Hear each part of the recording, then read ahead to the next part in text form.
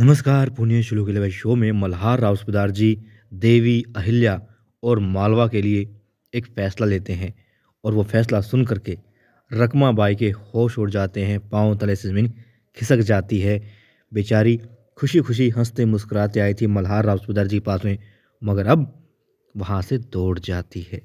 आखिर ऐसा क्या हो गया? देखिए, तुको जी आते हैं, पीछे-पीछे रकमा बाई आती है पकवान लेकर के, ताकि मल्हार राव सूबेदार जी से बात की जा सके, उन्हें बहला-फुसलाकर तुको जी के बारे में कहा जा सके। अब तुको जी आते हैं, मल्हार राव सूबेदार जी बैठे होते हैं और कहते हैं, जब तुको जी बताते हैं कि जागीरदार क्या-क्या सोच रहे हैं, क्या कर रहे हैं, तो वो कहते हैं तुम चिंता मत करो तुको जी। देवी अहिल्या ऐसे लोगों से निपटना और उन्हें काबू में करना भली-भाँति जानती है और वो कर लेगी।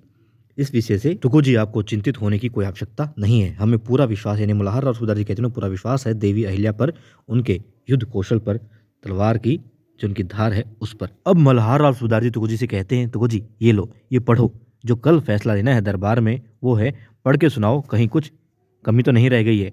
अब तुको जी पढ़ते हैं और उसमें क्या लिखा होता है? उसमें लिखा होता है कि मल्हार राव सूबेदार, जो कि मालवा की आन बान, उसी शान के लिए हमेशा युद्ध लड़ते आए हैं और लड़ते रहेंगे, अपनी जान तक की परवाह ना कभी की है और ना ही कभी करेंगे, मगर अब वो जो प्रशासन की जिम्मेदारी है वो देवी अहिल्या को सौंपना चाहते हैं। क्यों? क्योंकि किसी भी राजा का जो प्रशासन होता है वो संभालता है उसका पुत्र, उसका उत्तराधिकारी होता है उसका पुत्र, मगर क्योंकि खंडेराव होलकर वीरगति को प्राप्त हो चुके हैं, इसलिए अब वो देवी अहिल्या को पूरा राजपाट जो है, गद्दी, प्रशासन की जिम्मेदारी वो सौंपते हैं।